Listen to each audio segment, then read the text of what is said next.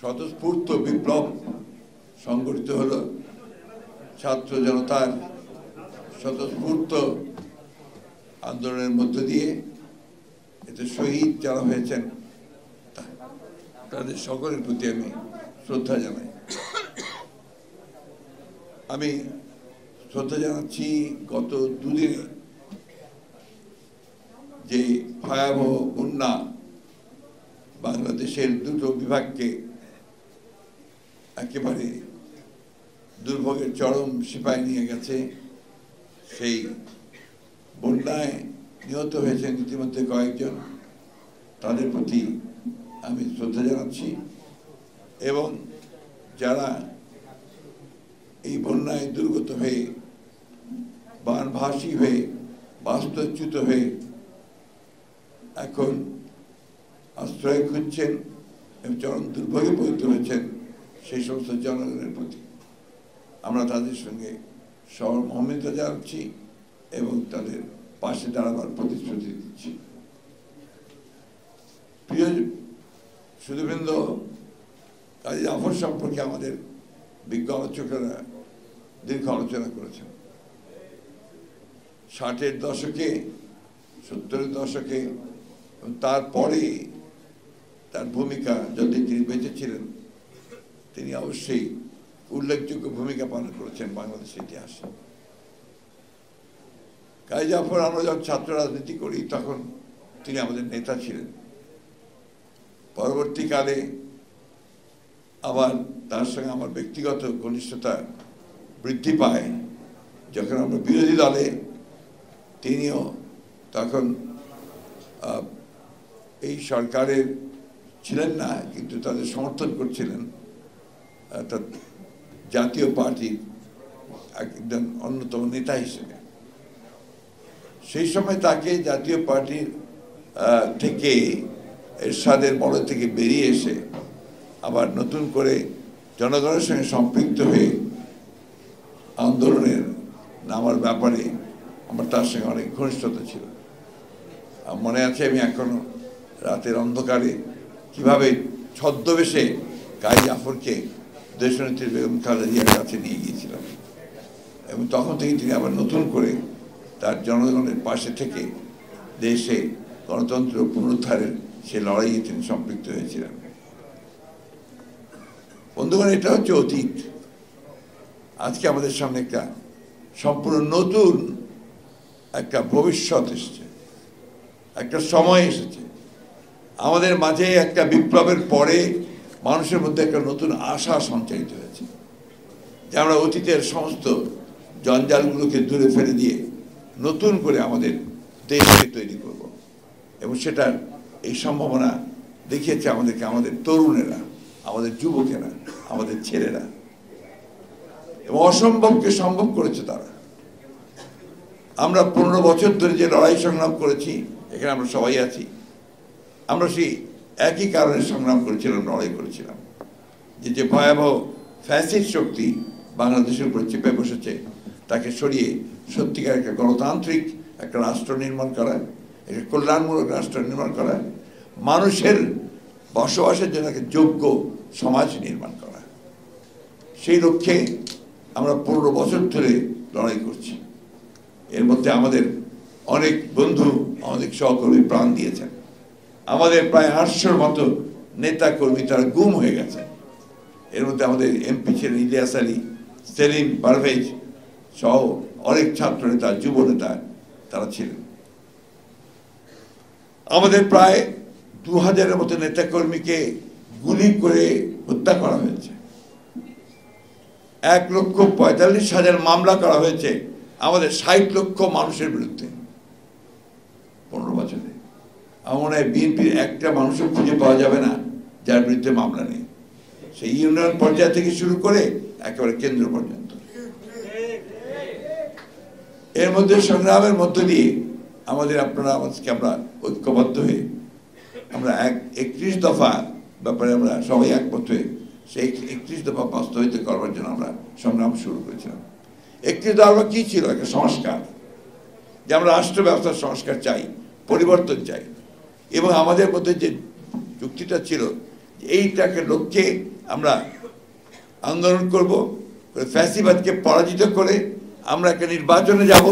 সেই নির্বাচনে আমরা আবার ঐক্যবদ্ধ হয়ে আমরা অবশ্যই 31 দফাকে বাস্তবায়িত করব।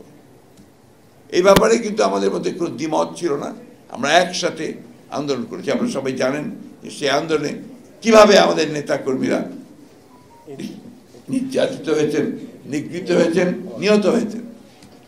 আপনাদের মনে থাকার কথা যে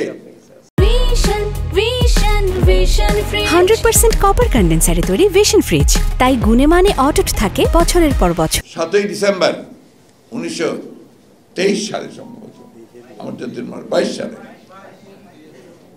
আমাদের নয়াপল্টন অফিসে যখন আপনার আক্রমণ করে পুলিশ, সেই আক্রমণের মধ্যে আমাদের মকবুল স্বেচ্ছাসেবক দলের নেতা মিরপুরের, তাকে কিভাবে প্রকাশ্যে গুলি করে হত্যা করা হয়।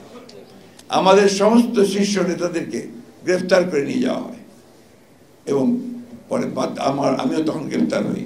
আমাদের পরে বাধ্য হয়ে আমাদের নেতৃবৃন্দ সেই জনসভাটাকে নিয়ে যান, সমাবেশকে নিয়ে যান গোলাপবাগে, মনে আছে আপনাদের? এই যে আপনার আন্দোলন, এই যে সংগ্রাম, এখানে হাজারো হাজারো হাজারো নেতাকর্মী আমাদের এই যুগপৎ আন্দোলনের তারা নিগৃহীত হয়েছেন, নির্যাতিত হয়েছেন, জেলের মধ্যে অবর্ণনীয় কষ্ট ভোগ করেছেন। আমরা যেন এগুলো ভুলে না যাই। আমি কিছুক্ষণ আগে বাসে আসার আগে আমি ডক্টর সায়ন্ত, আপনারা সবাই থেকে চেনেন, তিনি টক শো করেন, একজন চিকিৎসক দাঁতের, তিনি আমার বাসায় এসে দেখা করতেন। আমরা যেদিন আপনার রংপুরের ছাত্র সাইদের হত্যার প্রতিবাদে গায়েবী জানাজা দিয়েছিলাম বাইতুল মোকাররমে, সেই বাইতুল মোকাররমে গায়েবী জানাজায় আসতে গিয়ে সে গ্রেফতার হয়। সেদিন অসংখ্য নেতাকর্মীকে গ্রেফতার করা হয়। সায়ন্ত বলছে জেলে যাওয়ার পরে তারা একজনও তাদের যে পরিবারের সদস্য তাদের সঙ্গে দেখা করতে পারেনি, বাসা থেকে কোনো ওষুধ আনতে পারেনি, কোনো খাবার আনতে পারেনি, এমনকি তাদেরকে যে পত্রিকা দেওয়া যে বিধান আছে আপনার ডিভিশন প্রাপ্ত কয়েদিদের, সেটা পর্যন্ত তাদেরকে পত্রিকা পড়তে দেওয়া হয়। এই অবস্থার মধ্যে দিয়ে কিন্তু আমরা সবাই গেছি। আমাদের শীর্ষ নেতা একজনও বাকি নেই যে বহুবার কারাগারে না গেছে। আমাদের সবচেয়ে বড় নেতা আমাদের দেশনেত্রী বেগম খালেদা জিয়া, তিনি মিথ্যা মামলায় 6 বছর তিনি কারাগারে ছিলেন। আমাদের তারেক রহমান সাহেব নির্বাসিত আছেন, এরকম অসংখ্য মামলা। সেইটাকে প্রেক্ষিতে, এই আন্দোলনের প্রেক্ষিতে ছাত্ররা যখন কোটা আন্দোলন শুরু করেছে, সেই সময় থেকে এই আন্দোলন ছাত্ররা তারা মোবিলাইজড হয়েছে এবং এটাকে জনগণের আমরা সমর্থন দিয়েছি, সহায়তা করেছি। একটা চূড়ান্ত আন্দোলনের পদ্ধতিতে জনগণের যে প্রত্যাশা, সেই প্রত্যাশাকে পূরণ করবার জন্য তারা একটা অবস্থা তৈরি করেছে। ফ্যাসিবাদের নায়ক শেখ হাসিনা পালিয়ে গেছেন, তাদের যারা দোসর তারা অনেকে পালিয়ে গেছে, অনেকে লুকিয়ে আছে। নতুন সরকার গঠন হচ্ছে, একটা ইন্টারিম সরকার, অন্তর্বর্তীকালীন সরকার, এবং সেই সরকারের প্রধান হচ্ছেন আমাদের সকলের অত্যন্ত শ্রদ্ধেয় মানুষ প্রফেসর ডক্টর ইউনূস আলী, আরো শ্রদ্ধেয় ব্যক্তিরা এর সদস্য হয়েছেন।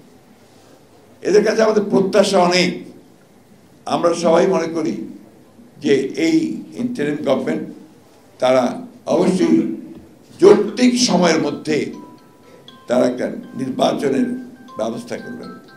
আমি নির্বাচন কথার উপরে খুব জোর দিতে চাই, এবং যে সংস্কারের প্রশ্ন এসছে, সবসময় আসছে, সেই সংস্কারের ব্যাপারেও নির্বাচনটা অত্যন্ত গুরুত্বপূর্ণ। কারণ the final authority is the people. সেটা কিভাবে আসবে? সেটা অবশ্যই একটা নির্বাচিত পার্লামেন্টের মধ্য দিয়ে তাদের মাধ্যমে সেটাকে আসতে হবে, এর কোনো বিকল্প নেই। সুতরাং কয়েকজন ব্যক্তি একটা সংস্কার করে দেবেন, এটা আমি বিশ্বাস করি না। আমি বিশ্বাস করি জনগণের অংশগ্রহণের মধ্যে দিয়ে তাদের মাধ্যমে কিন্তু সেই সংস্কার আসতে হবে। আমরা বিশ্বাস করি যে আমাদের এখন যারা ইন্টারিম গভর্নমেন্টে কাজ করছেন তারা সবাই অত্যন্ত আন্তরিক, তারা যোগ্য মানুষ, কিন্তু আমরা এটাকে আরো ভিজিবল দেখতে চাই, আরো দৃশ্যমান দেখতে চাই। আমরা দেখতে চাই যে প্রধান উপদেষ্টা তিনি অতি দ্রুত জনগণের সামনে তিনি কি করতে চান তা উপস্থাপন করবেন, একটা রোড ম্যাপ দিবেন যে কিভাবে তিনি অতি দ্রুত একটা নির্বাচনের ব্যবস্থা করবেন, কিভাবে তিনি প্রয়োজনীয় সংস্কারগুলো ঘটিয়ে তারা জনগণের একটা স্বস্তি দিয়ে তার সামনের দিকে এগোবেন এবং নির্বাচনের ব্যবস্থা করবেন। আমরা দেখতে চাই না যে সমস্ত ব্যক্তিরা হাসিনার পাশে থেকে হাসিনার সঙ্গে থেকে তার দোসর হয়ে তারা মানুষের উপর নির্যাতন নিপীড়ন করেছে, লুটপাট করেছে, দেশের পাচার করে দিয়েছে, তাদেরকে আমরা আশেপাশে দেখতে চাই না। তাই পত্রিকায় যখন আমরা ছবি দেখি যে ওই সমস্ত লোকেরা আবার সংগঠিত হয়ে বিভিন্ন গুরুত্বপূর্ণ ব্যক্তিদের সঙ্গে দেখা করছেন, তখন আমরা একটু উদ্বিগ্ন হই, চিন্তিত হই। আমরা খুব চিন্তিত হই যে আজকে প্রায় 16-17 দিন হচ্ছে, এখন পর্যন্ত ওই সেক্রেটারিয়েটের যে সমস্ত সেক্রেটারিরা এই সরকারকে এতদিন ধরে চালিয়েছে, তাদের সমস্ত কুবুদ্ধিগুলো দিয়েছে, তারা এখনো ওই সরকারের সচিবের দায়িত্বগুলো পালন করছে। এটা আমরা দেখতে চাই না। আমরা দেখতে চাই যে অবিলম্বে ওই ব্যুরোক্রেসিতে যারা প্রো পিপুল আছেন, যারা জনগণের সঙ্গে সম্পৃক্ত আছেন, সে আইন মেনেই সব মেনেই তাদেরকে আমরা পাশে দেখতে চাই। এই কথাগুলো আমি বলতাম না, কিন্তু বলতে বাধ্য হচ্ছি এই জন্যে যে আমরা সেগুলো দেখতে পাচ্ছি না। আমরা এখন পর্যন্ত বিদ্যালয়গুলোতে কোনো ভাইস চ্যান্সেলর নিয়োগ দেওয়া হয় নাই, অথচ ভাইস চ্যান্সেলর ইতিমধ্যে রিজাইন করেছেন। আমরা দেখতে চাই যে ভাইস চ্যান্সেলর নিয়োগ দেওয়া হচ্ছে যাদের সকলের কাছে গ্রহণযোগ্যতা আছে এই সমস্ত ব্যক্তিদের। আমরা দেখতে চাই যে আইন শৃঙ্খলা পরিস্থিতি নিয়ন্ত্রণের ব্যাপারে তারা অত্যন্ত সচেষ্ট। এই ব্যাপারে আমরা তাদেরকে সর্বাত্মক সহযোগিতা দিয়েছি, দেব এবং এখনো দেব, সব রকম প্রতিশ্রুতি আমরা দিচ্ছি। রাজনৈতিক দলগুলোর সঙ্গে এখন পর্যন্ত এই সরকারের সত্যিকার অর্থে কোনো এজেন্ডা ভিত্তিক কোনো আলোচনা হয়নি, কিন্তু রাজনীতি ছাড়া তো এটা হবে না। রাজনৈতিক দলগুলোর মতামত আনতে হবে। রাজনীতি ওই জায়গাটাই রাজনীতি, যে জায়গায় তারা বসে আছেন ইন্টারিম গভর্নমেন্টে, এইটাই হচ্ছে রাজনীতির জায়গা। কারণ এখান থেকেই তো দেশের সবকিছু ভবিষ্যৎ নির্ধারিত হবে। সুতরাং যারা রাজনীতি করছেন তাদের সঙ্গে অবশ্যই তাদেরকে মত বিনিময় করতে হবে। ছাত্র নেতৃবৃন্দ যারা আজকে সহযোগিতা করছেন তাদের কাছেও আমাদের অনুরোধ, যেটা আমরা যারা অনুরোধ রাখছি যে এই বিষয়গুলোকে অত্যন্ত গুরুত্বপূর্ণ সহকারে নিয়ে এই বিপ্লবকে যেন সুসংগত করা যায়, প্রতি বিপ্লব যেন না ঘটে, এবং ইতিমধ্যে যে চক্রান্ত রকম কথাবার্তা উঠে আসছে মানুষের মধ্যে, সেগুলোকে যেন আপনার প্রতিহত করা যায়, সেগুলোকে পরাজিত করে এই বিপ্লবের চেতনাকে যেন আমরা সমুন্নত রেখে একটা গণতান্ত্রিক বাংলাদেশের দিকে যেন এগিয়ে দিতে পারি, সেই বিষয়টা তাদেরকে সবসময় স্মরণ রাখতে হবে। আমি আবার রিপিট করতে চাই যে অবশ্যই অতি দ্রুত জনগণের যে চাহিদা, সেই চাহিদাকে পূরণ করার জন্যে রাজনৈতিক দলগুলোর সঙ্গে আলোচনা করে কিভাবে একটা নির্বাচন অতি দ্রুত করা যায় এবং সেই প্রয়োজনীয় সংস্কার করা যায়, সেটা নিয়ে এই ইন্টারিম গভর্নমেন্ট কাজ করবেন বলে আমরা প্রত্যাশা করি। আমাদের আস্থা রয়েছে, জনগণের আস্থা রয়েছে, সকলেরই আস্থা আছে, কিন্তু অবশ্যই সেটা সীমিত সময়ের মধ্যেই করতে হবে, একটা সময়ের মধ্যেই করতে হবে, যৌক্তিক সময়ের মধ্যেই করতে হবে। তা না হলে যে উদ্দেশ্য, সেই উদ্দেশ্য সম্পূর্ণ ব্যাহত হবে। আমি বক্তব্য দীর্ঘ করবো না। কাজী জাফর সাহেবকে আমি আমার শ্রদ্ধার সঙ্গে স্মরণ করছি। আমি যারা শহীদ হয়েছেন তাদের স্মরণ করছি। বিশেষ করে ছাত্রদের যে ত্যাগ, সেই ত্যাগকে আমি কখনোই বলতে পারবো না। আসুন আমরা আজকে সবাই ঐক্যবদ্ধ হয়ে এই ইন্টারিম গভর্নমেন্ট যেন সফল হন, তারা যেন একটা রোড ম্যাপ দিতে পারেন, সেই রোড ম্যাপ অনুযায়ী আমরা যেন গণতন্ত্রে পৌঁছতে পারি, সেই লক্ষ্যে আমরা সবাই তাকে সহযোগিতা করব।